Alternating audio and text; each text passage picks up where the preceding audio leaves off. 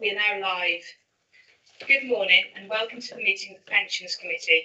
I am obliged to inform you that the meeting is being live streamed and recorded. Members of the public will be able to view the meeting using the link on the agenda.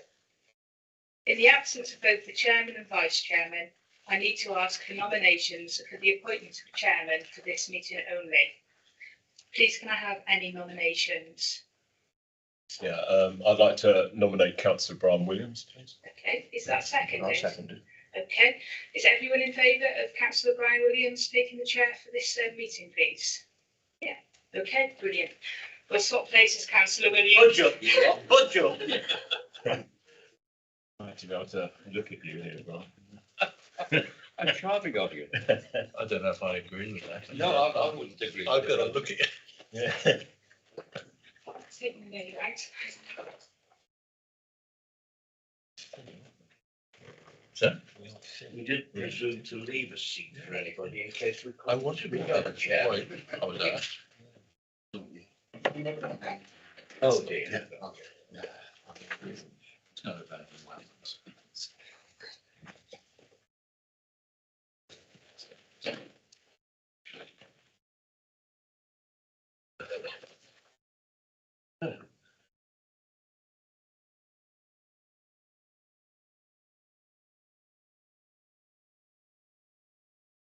Well, thank you all for your patience while this bit of administration was dealt with. We now, I think, come to apologies and substitutions. An apology has been received from Councillor. Sorry, that's the minutes of the last meeting. Because I haven't had a chance to set my stall out in advance. We are on apologies and substitutions. Would the committee clerk please let us know who has apologised? Yeah, so we have got this morning apologies from Councillor Thomas Biggins and Councillor Chris Schofield is his substitute. We've also got apologies from Councillor Ray Evans and Councillor Carolyn Healy. Unfortunately, both the Telford and Wrekin substitutes are unable to attend, so they've sent their apologies. And in addition to that, we've also had apologies from Byron Cook. There are more apologies than those present. Shall we agree to accept those apologies, members? Thank you. Disclosable interests. Members are reminded that they must declare their disclosable pecuniary interest and other registrable or non-registrable interests in any matter being considered at the meeting, as set out in Appendix B of the Members' Code of Conduct, and consider if they should leave the room prior to the item being considered. Further advice can be sought from the Monitoring Office in advance of the meeting, but none has been. Are there anybody got any disclosable interest? There were no disclosable interests declared. Minutes of the previous meeting, pages 1 to 6 of your papers. Somebody care to move? Propose. As a correct record? Propose. Seconded and agreed. Are any questions or matters arising from those minutes? Question, Brian. Yeah, sure. Yeah, it's. Oh, sorry. Oh, I'm so sorry. Is that working? Yes, great. Number 39. I don't think this comes up in the rest of the meeting.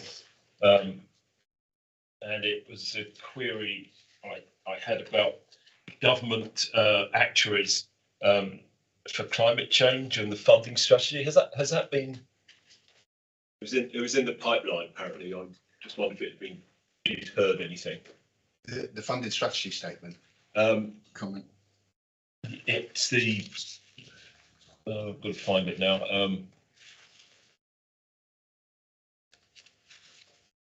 Yeah, it says in terms of the climate change section, guidance from the Government Actuaries Department was awaited, which would detail information required to go into the funding strategy. Yes, it is that. It's been done, and the funding strategy statement is on the agenda to be approved today with the updated wording on that. It is, thanks. Yeah. And the second thing I had on the climate risk report, there was no mention of our decision for net zero by 2050. I just feel that as a correct reflection of the discussion, we really ought to keep that sort of top of mind. I mean, it is what drives not everything here, obviously, but a fair amount. So I'll just put that one down then as a comment on the minutes. Thank you. I don't think there are those present who are likely to forget that we've got that commitment. Yeah, well, we should have it written down, Brian. Yeah. Thank you. Okay, subject to that, we've agreed the minutes is the correct record. We now move on to public questions. And I'm pleased to say that we have two questioners in person and they're welcomed here to ask their questions. So would the first questioner, I can't remember. Huh? Jamie Russell. Yes, Jamie Russell. Would the first Mr. Jamie Russell come to us? Thank you, Councillor Williams.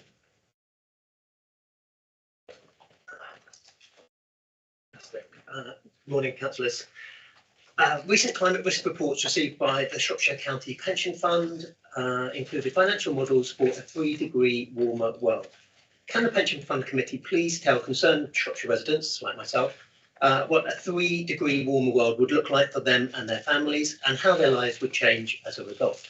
For context, I note that Shropshire Council's Climate Emergency Declaration in 2019 stated that crossing 2 degrees, 1 degree less, would be catastrophic. Meanwhile, a recent open letter from 250 UK lawyers, from junior lawyers to King's Counsel, senior partners and professors of law, said that crossing 1.5 degrees would result in, quote, mass loss of life and the end of the rule of law. Thank you. You may care to wait there for while you hear your response. Okay, thank you, Chair. I'll read the response. Yes, I know.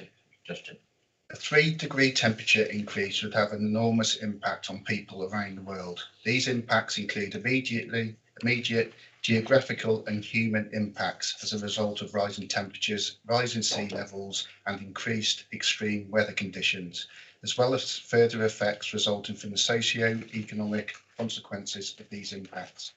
Shropshire County Pension Fund and LGPS Central, in order to mitigate the likelihood of such a scenario, has committed to achieving net zero by 2050 or sooner. This goal is aligned to the pathway proposed by the Paris Agreement, which aims to limit the global temperature rise to 1.5 degrees above pre-industrial levels. As managers of pension funds, we are long-term investors who are focused on ensuring that our pension members can maintain a high standard of life through retirement. This naturally entails maximising our members' pensions returns, but also ensuring that members can retire into a world that is safe and prosperous. We firmly believe that a Paris-aligned strategy is the best way to achieve both these goals. When carrying out the climate risk analysis, we take care to consider how the portfolio may perform in the variety of potential long-term scenarios, and we think it prudent to incorporate a failed transition scenario as well as rapid and orderly transition scenarios. However, from a stewardship perspective, we are committed to furthering the aims of the Paris Agreement. Through this approach, we have helped encourage meaningful and real-world progress towards the decarbonisation of the economy, and we will continue to engage along these themes as we seek to achieve our own net zero ambitions. Thank you, Justin. That response reflects the members' view of the situation as well as the officer's view. We now have a question from Chris Moss. Okay, thank you. Welch, who will be Morning, welcome councillors to and the committee. microphone. Thank you very much. Okay, Can you can you hear me? right hand button? Button. Yeah. Thank you. Thank you. So I'm here and I've written about the gulf between climate science predictions for global heating. So, for example, that over 2 degrees centigrade will be game over for humanity, and economic forecasts, for example, that 6 degrees of heating predicted to reduce global consumption per capita by only 1.6%. The scientific and economic views cannot both be right. Professor Steve Keane, Associate Professor of Economics and Finance from the University of Western Sydney, has analysed economic modelling of climate and explains why their predictions are dangerous underestimates. And extremely briefly, 3 points. Number one, data for economic models come from measurements of average temperature and GDP in different locations, mostly USA states. From the scatter of results, a graph is constructed of GDP against temperature. It's assumed that this is a valid cause and effect, and that the assumed relationship will hold under future conditions. Secondly, the models are based on temperature only, no modelling of impacts from floods, drought, heat waves, biodiversity loss, etc. And one model acknowledges the effects of precipitation are yet to be incorporated. So only temperature is being considered. And thirdly, the models assume that only outdoor industries will be impacted, for things like forestry, agriculture, fisheries. And since other industries take place in what are termed controlled environments, that is indoors, that they will be minimally affected. Table 2 in your TCDF report is an example of the belief that economics will be unaffected by global heating. Are you sure that are you sure of the underlying foundations of these reports?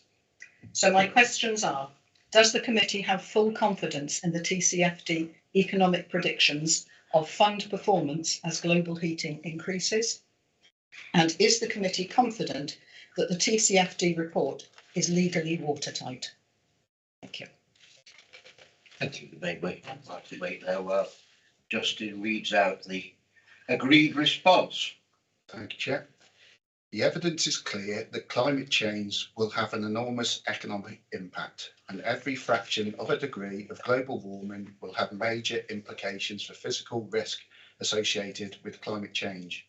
Recognition of this fact is reflected in Shropshire County Pension Fund's commitment to the goals of the Paris Agreement, whereby engagement is carried out with companies in its portfolio to align strategies to a 1.5 degree scenario. Table 2 in Shropshire County Pension Fund's 2022 TCFD report relates to the climate scenario analysis. Scenario analysis refers to a process for identifying and assessing a potential range of outcomes of future events under conditions of uncertainty. The purpose of scenario analysis is to consider and better understand how a fund might perform under different future states, i.e. its resilience, robustness. In the case of climate change, scenarios allow Shropshire County Pension Fund to explore and develop an understanding of how the physical and transition risks of climate change may impact its investment performance over time. Scenario analysis therefore evaluates a range of hypothetical outcomes by considering a variety of alternative plausible future states and scenarios under a given set of assumptions and constraints.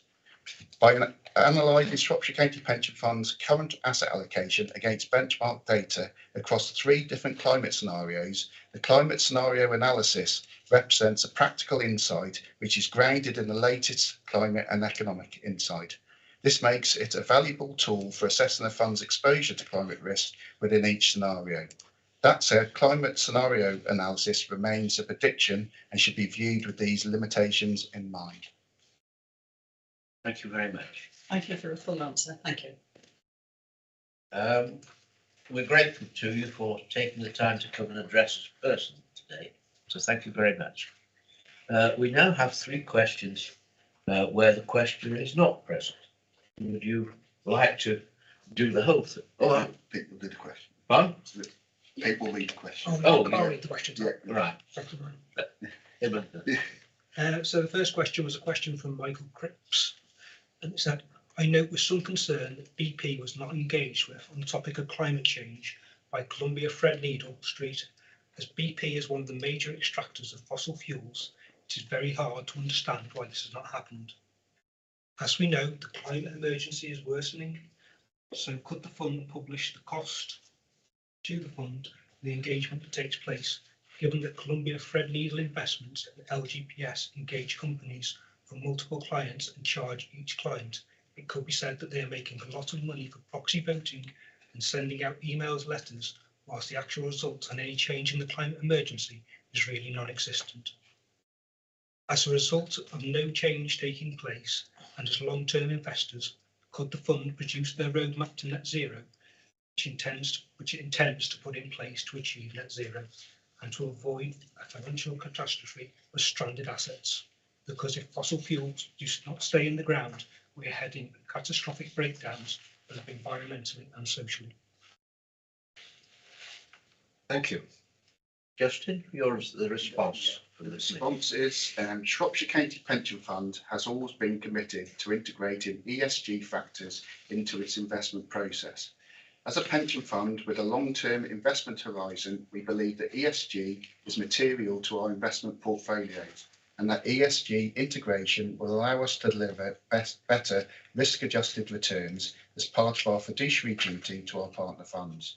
Shropshire County Pension Fund and LGPS Central published a net zero statement in January 2022, strengthening our commitment to the transition to a low carbon economy. The statement highlights our approach to developing a roadmap to net zero emissions, and we have made considerable progress since its release. We aim to decarbonise our assets through engagement, voting and integration of ESG considerations into our investment process, and strive to achieve real-world decarbonisation rather than avoiding emissions. Complementing our long-term targets, we are in the process of proposing medium-term targets for listed equity and corporate bonds, consisting of metrics like finance emissions, portfolio coverage and engagement thresholds. In terms of carbon footprinting target, along with listed equity and corporate credit, we are also considering asset classes like sovereign debt and private assets. A formal update on our net zero strategy can be expected later in 2023. In respect of Columbia Threadneedle investments, they have had 3 climate engagements with BP in the last 12 months. There was just no climate-related engagement in the quarter October to December.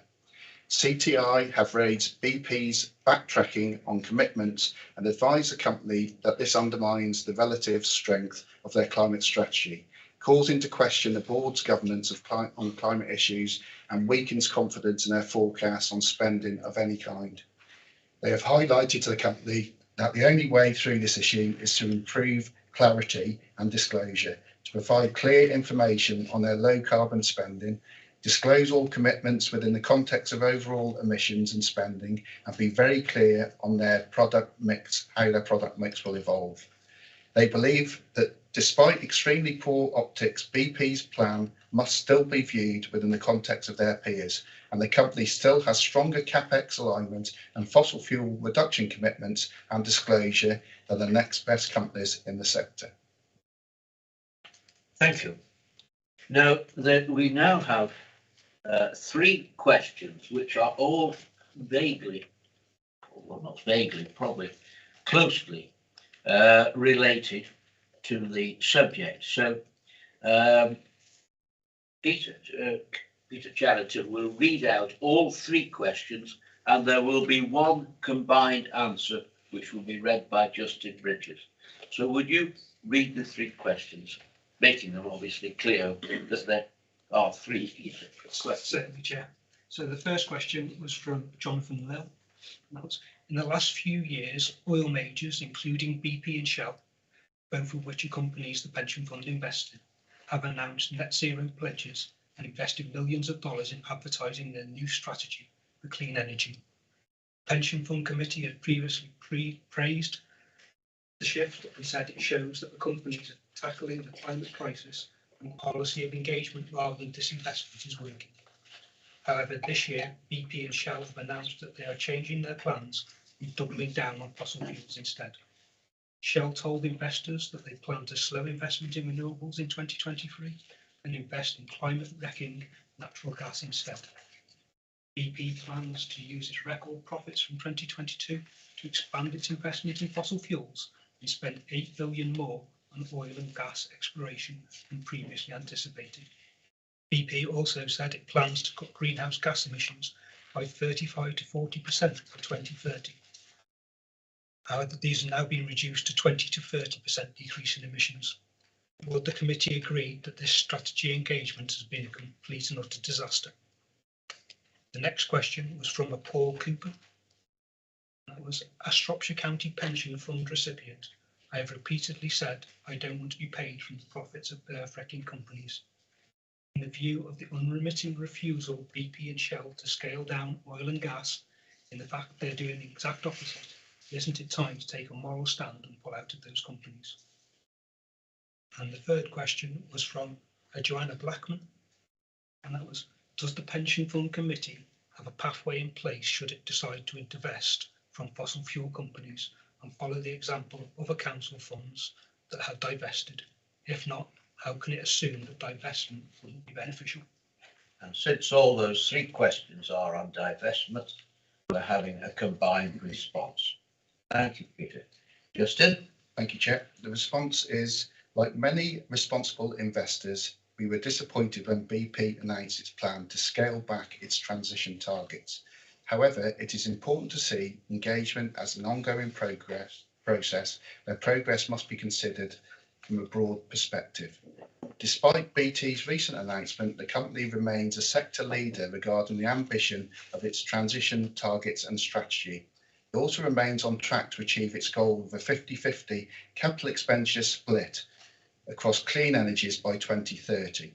Shropshire County Pension Fund also has holdings in Shell, which is another industry leader regarding the transition within oil and gas. Both companies are spending significant proportions of their capex on low carbon energy and transition technologies, and their existing energy infrastructure will play a crucial role in its successful and just transition.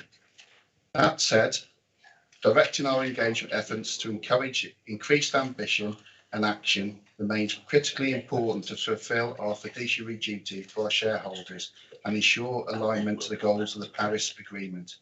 The effectiveness of engagement has been repeatedly proven.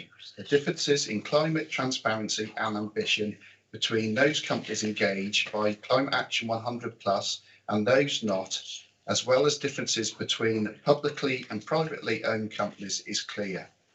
Glencore, a major Swiss mining company, changed their net zero targets as a direct result of investor pressure.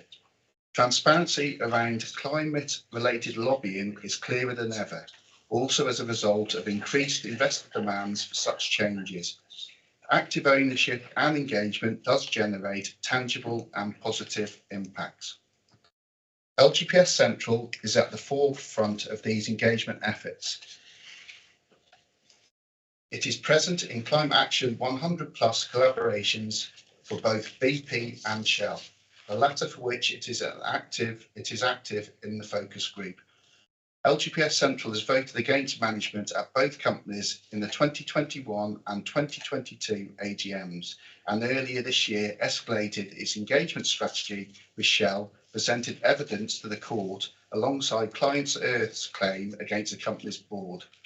Such actions are crucial in demonstrating our expectations to investee companies and are taken equally seriously by those companies who must act in the best interest of their shareholders.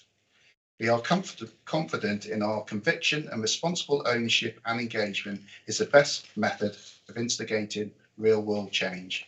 It is clear that this cannot be the only solution. The absence of ambitious government policy, including meaningful prices on carbon, has facilitated record demand for high emissions products during an energy security crisis. However, universal divestment risks passing ownership onto less responsible owners. Instead, through responsible ownership and meaningful engagement, we can utilise and amplify our influence to instigate the change that must take place if we are to meet the goals of the Paris Agreement. Thank you. Thank you. So that is the response. We now have responses to all the questions. If I address myself to those present from the public, as well as the members, while our minds are focused on climate matters, I'm going to go to what is a small, virtually separate report on the Shropshire Council Pension Fund Climate Stewardship Plan, which you will find on page 95. Page 95. of your papers are on your screen. So if you would be kind enough to turn to page 95. It's part of another report, but it's, to my mind, it's virtually a separate part. And I'm going to ask Pete Chatterton to introduce this report and explain its context to us. Page, we've all got page 95. Okay. Thank you, Chair. Shropshire Council Pension Fund Climate Stewardship Plan. So this report was originally Appendix D to the Corporate Governance Monitoring Report. And what this report is effectively, this is an updated plan following the Climate Risk Report and the TCFD report that you received in December. So this is effectively implementing the recommendations that came out of those two reports. So the main changes to this report are we've removed companies that are no longer part of the portfolio. So we've removed Duke Energy, we've removed Barrick, and we've removed Southern from our climate stewardship plan. And we've added in new companies based on their emissions data. So the highest emissions data that we have within the existing portfolio. So we've added in RWE, which is an energy company, CRH PLC, which is a materials company, CF Industries, which again is an materials company, and Petrola, which is an energy company. Now those exist within our LGPS Global Equity Funds and our Sustainable Equity Funds. Essentially, other than a few changes in terms of the actual name of companies that we engage with, around BMO changing their name to Columbia Threadneedle Investments, the rest of the report, there's no major changes to the rest of the report, other than you can expect an update to this again when we take the next climate risk report, which is likely to be in about Q4 of 2023. Thank you to take any questions on that. Yes. Come in, Simon. Yeah. This is a sort of, oh, sorry. I mean, we're on a journey and it's a learning process. So forgive me if we've covered some of this. If I could take to page 95, when we talk about scope, we refer to the carbon risk metrics, weighted average carbon intensity, exposure to fossil fuels reserves, weight in clean technology, carbon risk management, either transition pathway, and finance and emissions, which I suppose would cover the banks. Could you flush out where, or explain, and maybe this isn't the place for it, maybe we do need actually a further but targeted training on what carbon risk metrics actually means in reality? I can try for you. I must admit, it's not my specialist subject. Well, I'm sorry, I didn't want to put you on the spot like that, but I mean, I think when we talk about going to carbon neutral, and I will say, and I know that it's not an easy concept to actually understand, and it's not. There's not an agreed position as to what carbon neutrality actually means, but we do talk about it as our banner headline. We're going to be carbon neutral by 2050, but I think it's necessary that we should take the wrappers off a bit and really get into what that actually means in terms of carbon risk, the carbon risk metrics which go to make up that carbon neutrality.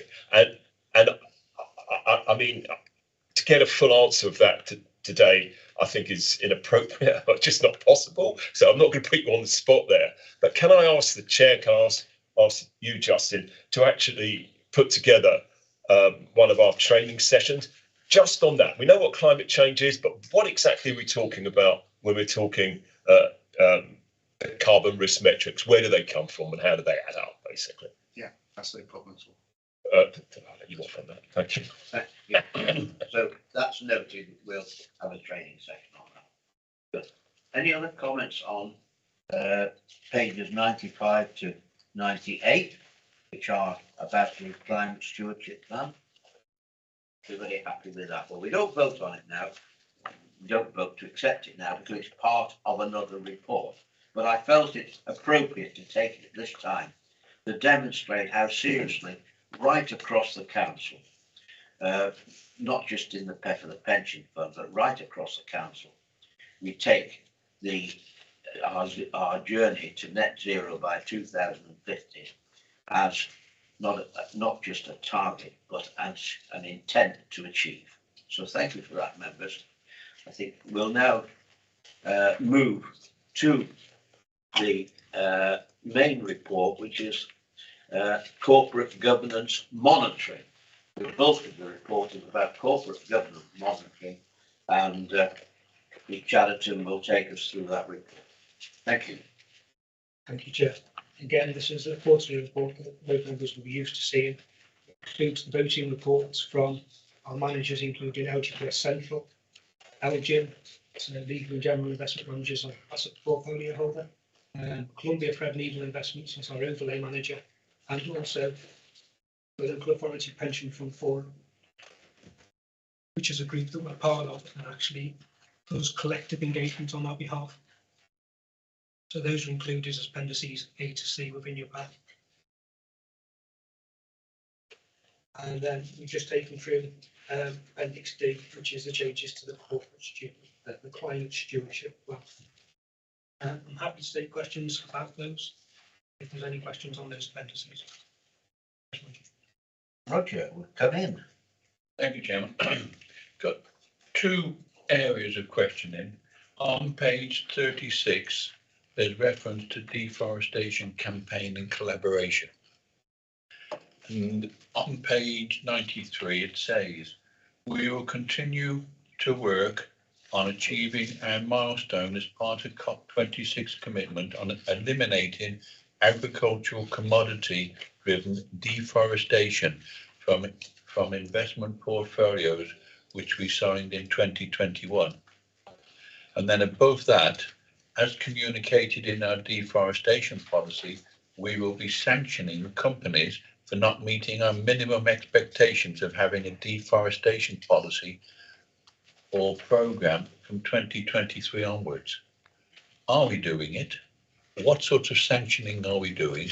What actions are we taking? Deforestation is part of climate change, maybe more important than carbon, because once those trees have gone, and I see there's references about Brazil and Peru and raising concerns about some of the companies operating there. But I noticed that collaboration and campaign and collaboration, what are we doing? And what sort of sanctions can we take? Are we taking? Right. It may need a written answer. All right, I understand. Yeah. So, Roger, is that Appendix 2? Wow, the LGIM one? Yeah. It is it? Yeah. As a fund, we're not actually taking these are, so this is the actual engagement report of LGIM as our investment passive portfolio manager. So we are only, what we effectively have is units within the LGIM portfolio. So as a fund, we're not actually taking any action against them. It's LGIM as the actual manager that would take action against that particular investment. Now, what I can do is I can get clarification from LGIM upon that for you to actually clarify that point. Like you say, what actual action would they take in practice should they fail to meet the criteria? I can also get details of the deforestation policy if you'd like more around that. Yes, sir. In principle, yeah, not the detail, because there's a lot of detail, and there's others far more qualified than I am. But deforestation and what the effect is important. And should we be investing in companies which actually are doing deforestation? It is one of the arms of climate change about agriculture, and I see there's reference elsewhere in the reports today about effect on agricultural fisheries and all the rest of it. But deforestation isn't important. Should we be investing in any of those? And I would hope that we, for our part, can actually pressurise the fund managers and the fund organisers to actually do something about it. yeah, be interested. And then my other part, Chairman, is on page 93, when it reports company progress reports. And there's a list of companies there engaged over the quarter. And I'm disappointed to see some of them, it just says dialogue, dialogue, dialogue. What are we actually doing? Are we putting pressure on? Are we doing something about climate and taking action? If we take DRAX, and there's a reference to it in the report, meeting climate change dialogue. No voting. If we look at Glencore, which was referred to, it says change in progress. Rio Tinto PLC, moderate improvement. Are we really pressurising? Are we taking notice of them? Please.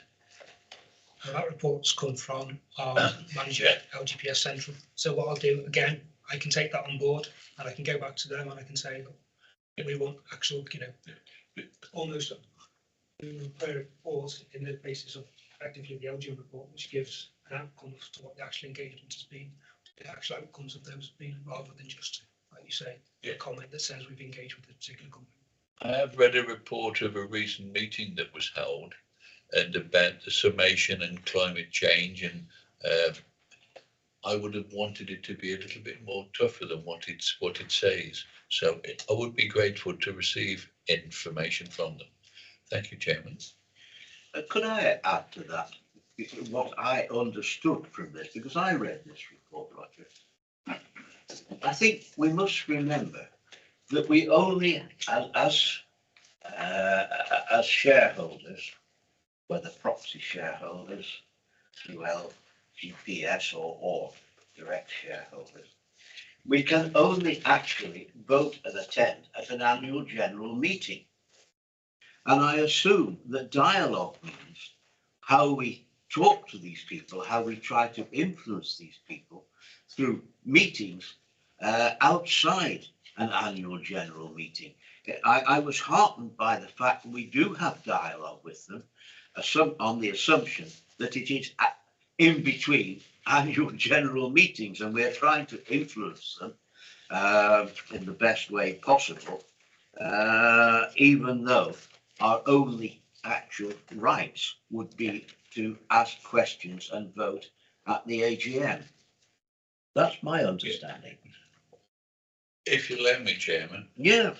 On page 37, which is the page after the one I was referring to about deforestation, and I'm not sure what it actually means. It's to do with BHP Group Limited, company names, and it talks there about the decisions that were identified, and it says in the outcome, and there's resolutions 14 and 15, and I'm not sure how I understand it. These resolutions received 12.7% and 18.7% report respectively from shareholders. What does that mean? Does that mean that the resolutions were carried? Were they coming from the executive? I'm not sure what it says, because if you see the rationale for the vote decision, I'm not sure for me. Well, see if it's sure or anybody. So if there's the recommendation that's put forward received 18.7% and effectively it was defeated, well, a company has obligations effectively to take any vote where they get more than a 10% objection to it. They have to take those into account. They should take those into account going forward. So effectively it's a way of raising the issue into the public domain. So that's how they do it at the AGM. If that answers the question for you. If I can, Chairman, reflect it a little bit more. It says resolution 14 was a request for the company proactively advocate for Australian policy settings that are consistent with the Paris Agreement's objective of limiting global warming to 1.5%. Only 12.7% of shareholders supported that. Resolution 15, it's listed on the papers there, and that's why I was puzzled, because it's on the paper. Was it coming from the executive and it was just there or not? I don't know. So are we doing anything at AGMs if there's only those sort of percentages who actually vote? Should we be there? Is the underlying question. Well, I'm going to ask Roger Bob. Roger, if you could explain voting at AGMs, the fact that many large companies may well outweigh the number of smaller concerned investors. Would you like to comment on voting at AGMs? I mean, that clearly is an issue. What I liked about the LGIM report, and I'm somewhat biased because I used to work for LGIM, but I've been retired for 3 or 4 years. You will see over a whole raft of issues, the those voting in favour, those voting against, and you will see, if you read these reports over time, that increasingly LGIM and others are voting against these kind of issues. So your observation would be maybe initially look, you know, as you were pointing out, not many people are actually voting, and if they are, they're just going with the current management. But that is not actually the reality over time.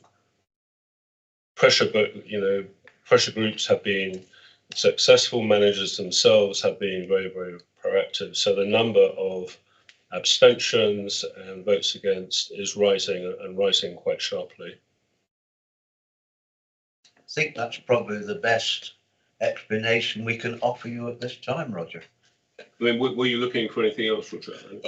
If I can, Chairman, I'm looking for us to invest in companies which really are pushing for climate change, to show those companies who are not going into it, we do not want to be part of it, and so showing. And I know I use a phrase, it's sometimes better to be inside the tent to throw the stones than outside the tent.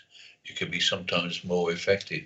But if we're not being effective, and 12.7% and that, should we even be there? Maybe the best way is to invest in companies who are being more proactive in the green economy and all that type of thing. So to boost them, to boost their share price, maybe, so that they can invest more and attract more investment, whichever.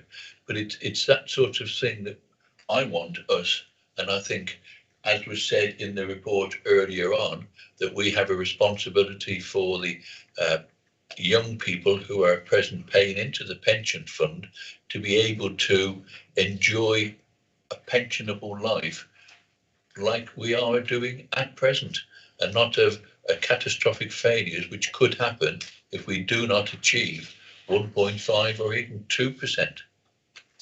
Well, we note your comments, and I think my view is that our staff, through their investment policies, are doing the best they can to meet, of course, the necessity to bring in funds to fund the pensions, as well as trying to do the other object of meeting our climate change.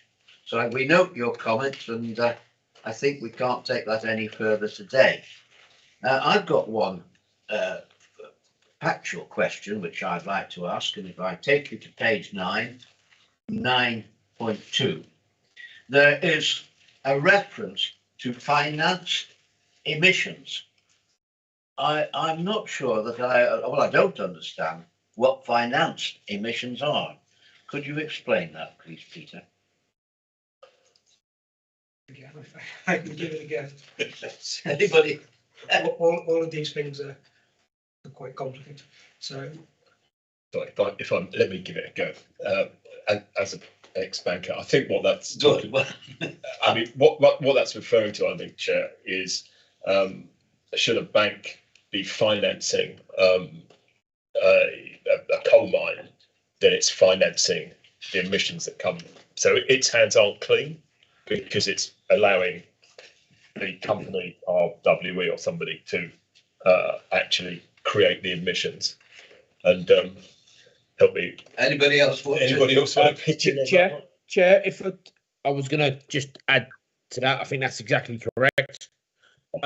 Finance emissions are about, is the bank issuing capital to a new coal mine, a oil company, and that's how their impact on climate change. Because if you actually look at a bank itself, its direct emissions are very, very low because it just has offices, people, and so its direct emissions are very, very low. So if you just look at emissions it produces, you're not getting a true picture of its actual activities. So finance emissions are a very important way when looking at sort of your carbon intensity and exposure when holding financial stocks. Good, thank you. The committee is fortunate to have such a wide range of experience advising us right across the board. So thank you for that. Any other questions on the report? I must say, I'm always surprised, pleased, and very impressed by what we try to do to influence companies to adopt best practice across the many sectors. I mean, the details within this, our regular corporate governance reports, do bear witness to the seriousness with which all of us within the pensions industry try to direct our investments. So we now got some recommendations, 2 in number. We're asked to endorse the recommendations and that are before you. Can I have a proposal that we endorse those recommendations?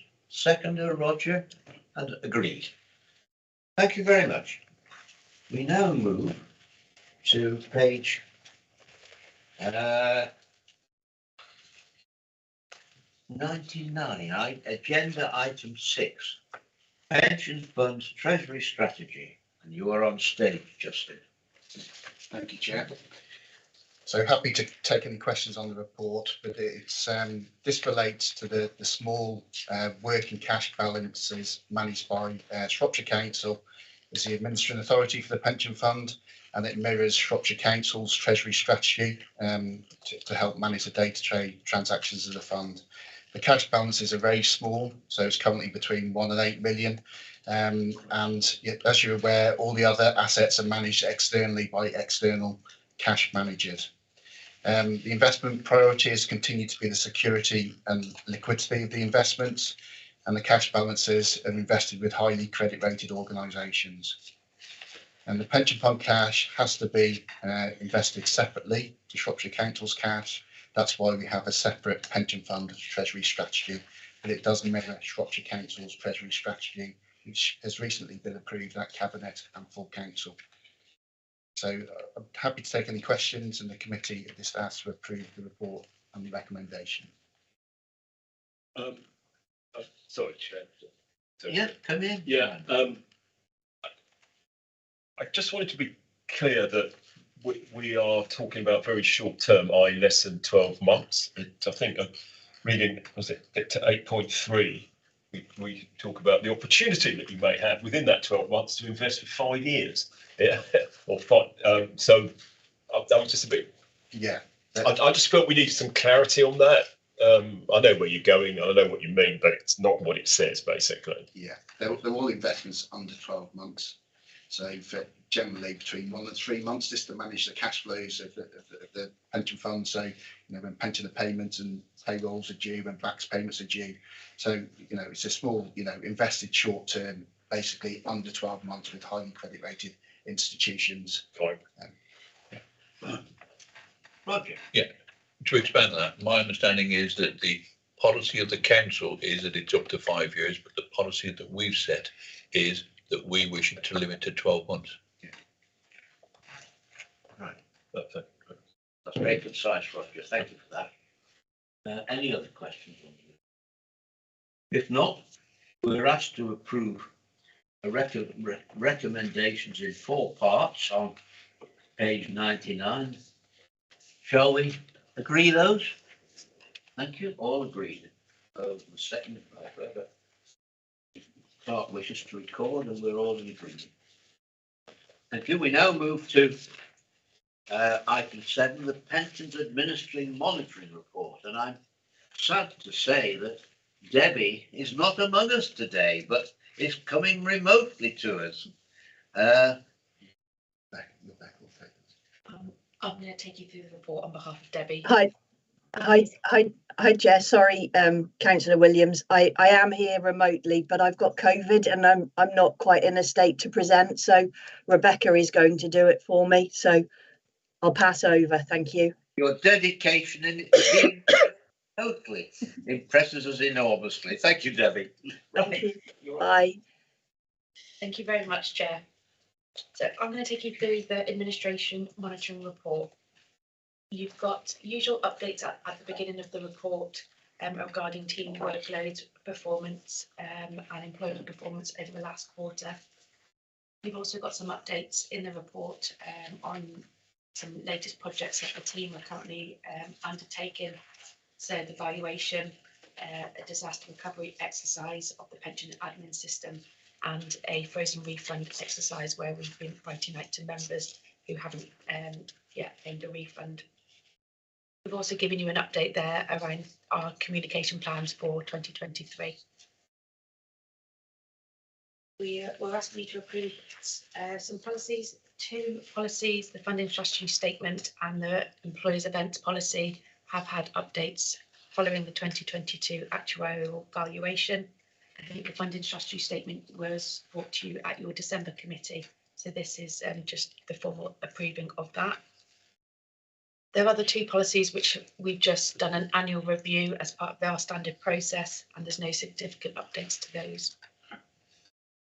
You've also got updates on key national issues which are taking place in the LGPS arena at the moment. So that's the McLeod remedy, the Pensions Dashboard project, and the Pensions Regulator Code of Practice. It feels like there's a lot of consultations out at the moment. So in February there were 2 consultations released, one with a very short turnaround time, an unusually short turnaround time affecting the annual revaluation date, and the other one is the Scheme Advisory Board's cost management process.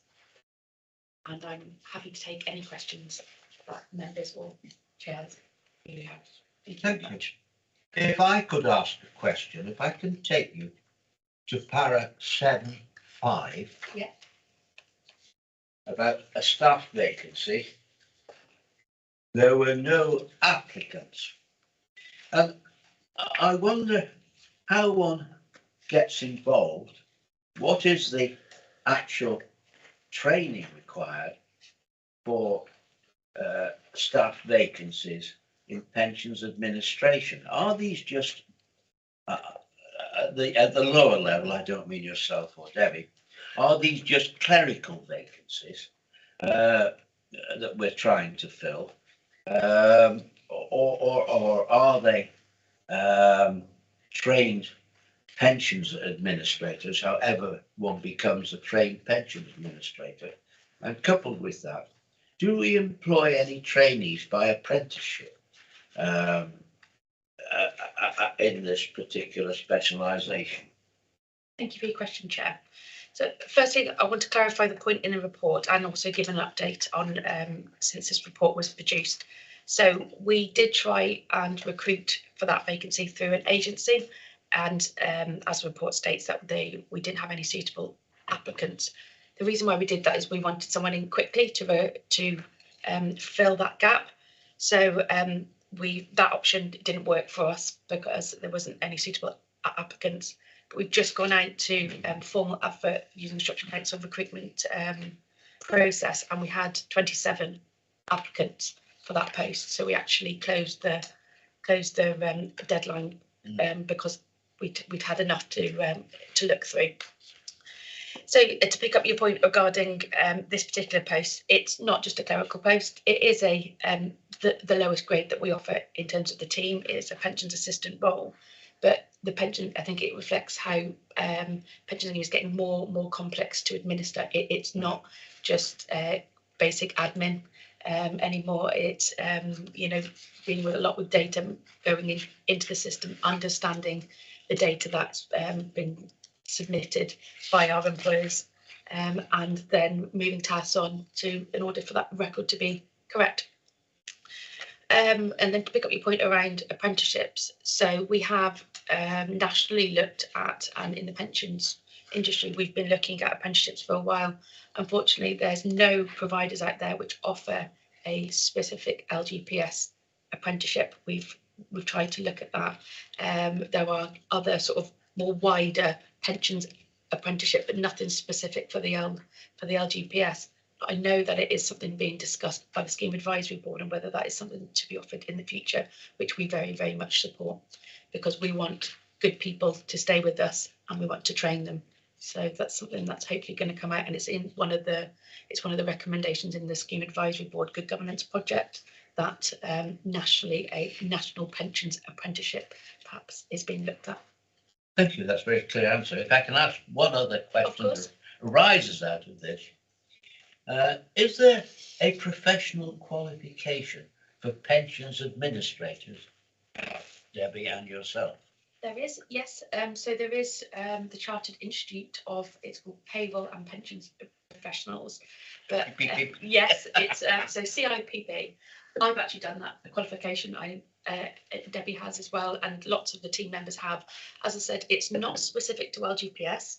It has got LGPS elements in it, but it is broader in terms of pension admin and management. And we've got members of the team who have undertaken that. And it is written into job descriptions now that there is an expectation for certain grades within the team that they undertake that qualification. Well, thank you. Well, that's reassuring. That explains the professionalism which Debbie and yourself exhibit. Thank you, Chair. Any other questions? Yes, Roger. Through you, Chairman, I had the same sort of area of questioning myself, and it's good to know that there are some in the pipeline. Without prejudging the application process, is it expected that the vacancy will be filled fairly soon? It is, yeah. It's actually on my colleague's team, and I saw it this week, and they're actually shortlisting, and the interviews will hopefully take place in the next couple of weeks. Okay. Okay, thank you. My other question, Chairman, was in 10.3. The team are currently planning to deliver presentations to active scheme members. Now, are those members employees or employers? Because members around the table here who have been here before will know that I've been asking questions about employees having a presentation rather than employers, which is the annual one in November. And I see March and April, and it's just that question. Is there one being planned for employees or pensioners, whichever, to do it rather than employers? Thank you, Chairman. So I can very clearly answer that, but those presentations are wholly directed to employees, so active members, so people contributing, so these presentations are going out to employees. If I can come back, yeah, of course. As a pensioner in the pension fund, same as many others maybe, will pensioners be there, or is it only active contributors? Only active contributors. For any of these presentations that we've setting up for March and April is one to share information around the pension scheme. So it's called Get to Know Your Pension. So we're tackling some of the main questions that we get on the help desk. So how much will I get when I retire? When can I retire? And also our other aim for this is to boost engagement with our online service, My Pensioner Online, to get people engaged and logging on to viewing their pension. With the mindset at the moment with the cost of living, we want people to understand the really important value of their pension scheme. So it's not aimed, these particular presentations at the moment are not aimed at pensioners because their benefits are already in payment. That was my last part, Chairman. So councillors will not be invited to it because councillors are no longer allowed to be contributors to the pension scheme. So I'm interested in hearing what was said about climate, which I've been pushing and one or two other members have been pushing, to hear the future pensioners, what their views are about pushing to ensure that we do exert pressure on companies about climate change. And I know some of our advisors say that we should be investing in companies like BP and Shell and others, which were mentioned earlier on today. But just to hear what they might say, or will they be asked to give any views or anything like that as part of it? They do need to have information. It would help your team, I would suggest, if some of the questions could be answered in that type of forum than having individual emails. But I'm also interested in hearing views about future investments. Sure, you'll take that into account. Absolutely.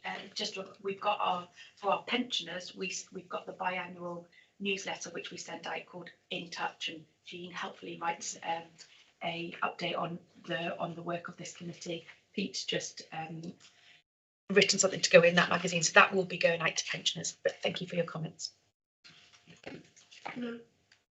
Yes, please come in. Thank you, Lindsay.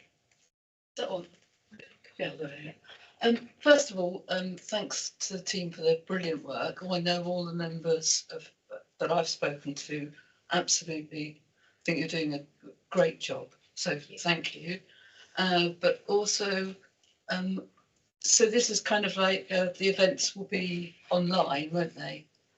So is there any chance of getting an AGM and live one? And is there any chance that people could try and get the members more involved? And because the last time Unison had a vote, we voted to divest and to urge the committee to divest. And just wondering, what the members of the pension actually kind of think about this. You want to answer that?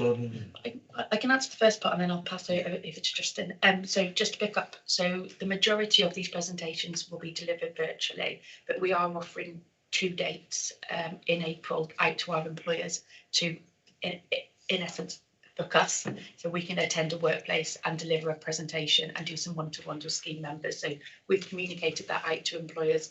It'll be on a first come first served basis. Obviously, we've got lots of employers, but this is the start of us going back out to workplaces. Pre-COVID, we used to do quite a lot of these, but so we are doing in-person presentation, or plan to, if any of our employers take up the option of those 2 dates. Thank you. And I'll pass on to Justin around the comment with annual meeting. Well, you want to hear Chris? Go for it. Thank you, Chair. Can I just ask about the frozen refund project? Certainly. Is that continuously ongoing all the time, or just? So the frozen refund project is a specific project we've got going on at the moment to tackle some legacy cases where someone has people have left and didn't claim the refund at that point in time, despite our best efforts writing to them. So some of these are older cases, sort of pre-1997. So we're trying to tackle those, but we are dealing with, as frozen refund cases, as business as usual all the time when people leave and they haven't accrued enough service in order to build up a benefit. So this is a specific project we're undertaking for legacy cases. So what would you be happy to get them numbers down to? We'd be happy to get them down to 0. Absolutely, yeah. But despite best efforts writing to people saying you need to claim this money, we sometimes don't get a response, or people don't return forms, which feels a bit odd when we're trying to pay out a contribution refund to them. What we're planning on is the next steps after we've done this project is we've got a tracing company that we can use their services if we've had letters returned, so we don't know where someone is, but that obviously comes with a cost. So we will decide on the viability of paying a tracing company to trace someone, depending on how much that refund is, because we want to be sensible with that. Thank you. Thank you, Chair. Thank you for that. Yeah. Do you want to respond further to the previous debate? Sure, Chair. Yeah, so with regards to the annual general meeting, a report was brought, I think it was 2 quarters ago now, within the pensions admin to say the reasons why. It's been agreed with the chair that they're not going ahead in person now. So there's a whole list of things that we do instead of that within that report. So with regards to climate, so obviously you get a number of public questions now around climate. You've got our own climate strategy, we've got our own climate stewardship plan. You've got a load of information in the public domain in the corporate governance report, within the annual report on our website. So all the information is there, and officers are available to ask any particular questions from any particular member of the LGPS, which we do on a regular basis. So yes, we discussed that before, and we brought a report, and it has been agreed that that those AGMs in person are no longer going ahead. We're delivering it in different ways. One of the ways is how Rebecca said that these meetings in April and May, but as the employers meeting, there's also all the information on the website and all the policies around climate and what the fund does, and on ESG, not just climate, ESG in general, and stewardship and responsible investment. That's all available to all scheme members. Well, I'm sorry, I didn't realise that the AGMs. Oh, sorry. The AGMs, I thought that was kind of like a temporary measure. I didn't realise that the AGMs were out of the window altogether. Yeah, Can I add to that, Chairman? Because it is an important point. I didn't know that we'd agreed to abandon AGMs at all. That is not my understanding. There was a wish from us. There was a wish from myself to have meetings in person or online, an annual meeting, and it was said that it was at the time it wasn't appropriate to do it, but it certainly has not been abandoned, and I would want one as soon as it is practicable to actually do it. And I think it's important that members, employee members, are able to contribute to actually what we are doing around here. I want to ensure that I am hearing their views as well as my own and other councillors, but hearing their views about the future. And I would urge that we do have an open meeting in whatever context is most appropriate for employees to take part. That doesn't seem an unreasonable suggestion. Justin, would you like to respond to that? Yeah, sure. So I can send a report. I'm sure it's 2 meetings ago. I can send a report round to members for information matters discussed, and the paragraph specifically in relation to the AGM, in agreement with the chair. So I can circulate that. If I want to discuss, Chairman, I thought that I would have supported it if we'd have gone to a vote, but I think it was made quite plain that we wanted one, and at the time it was thought not an appropriate time to have it because of other circumstances like COVID and things like that. But as we are now coming out of it, then I would hope, and that behind my question when I said in 10.3, planning to deliver presentations to active scheme members, that was the reasoning behind that, and I wasn't sure what that meant. And okay, it's for information, but I would want a meeting to enable members to actually come in and we can hear their views. Well, most organisations have an annual general meeting. I must say I haven't realised that such had been abandoned in this particular vote. I think it is probably the wish of members that we reconsider that matter. So perhaps you look at that, Justin, and bring it back to us at the next meeting. Sure, that's fine. Yeah. Okay, so it's agreed that Justin will bring a report to us on this matter, and we can then decide on the basis of his report whether we have an AGM or we don't have an AGM for this particular purpose. That agreed? You're happy with that? Yes, Chairman. Thank you. Anything else on the pensions administrator? Yes, Simon, come in. I'm looking at Appendix A, Yeah. and I think if I'm reading the report correctly, you guys have had a pretty torrid last quarter, really, and I congratulate you, because when you look at those, the appendix, how by the end of the last quarter, it's all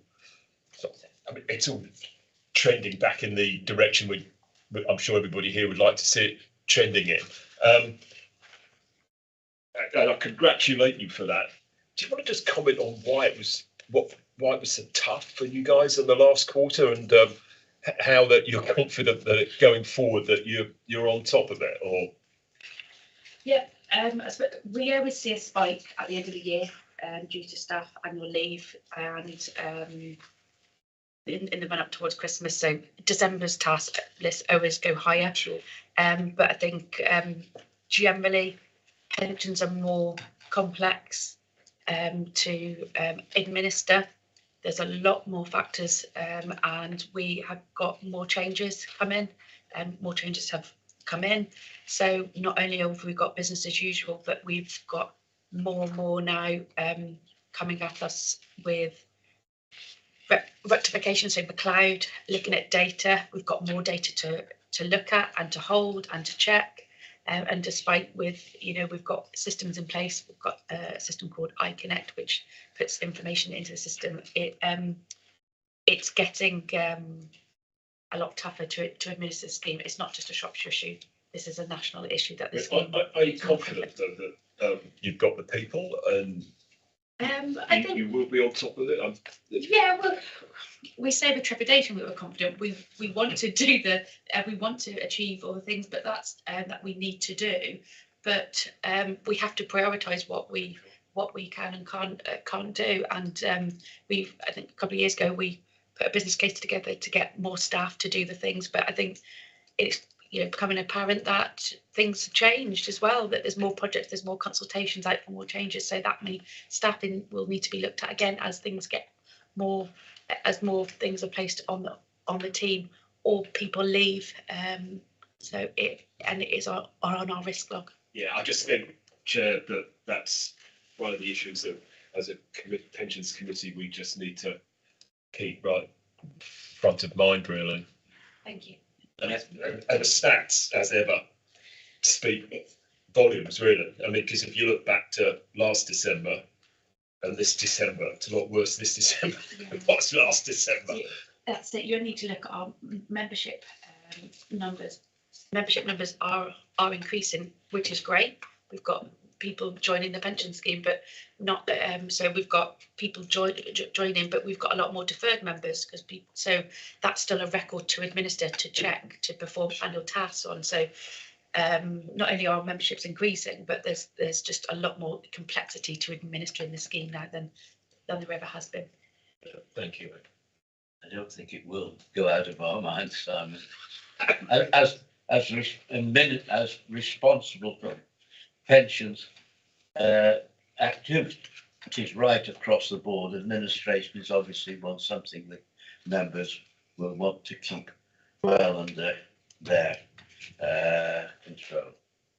Right, thank you. Anything else?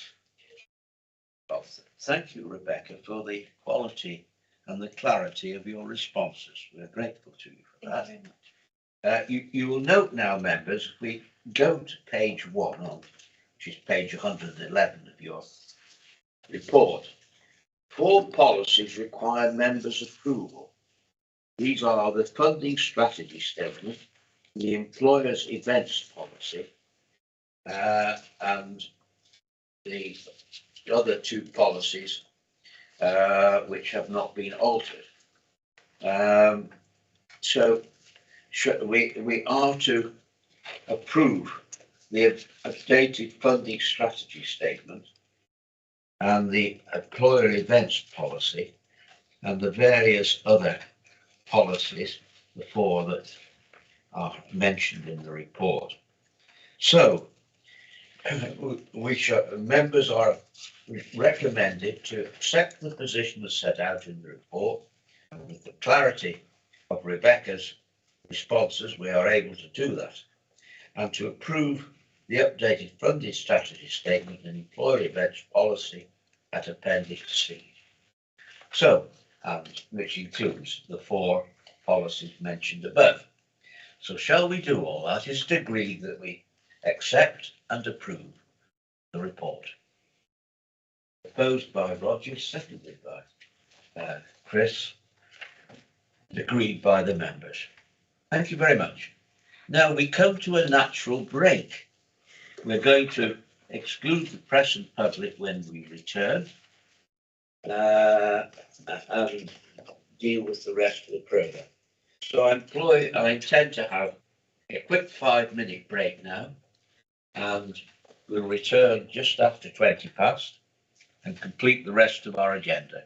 Before everyone starts moving, Chairman, can I just ask for the live stream to end because it's still running, and I'll confirm. Yes. Thank you. Chairman, do we need to actually pass a recommendation to go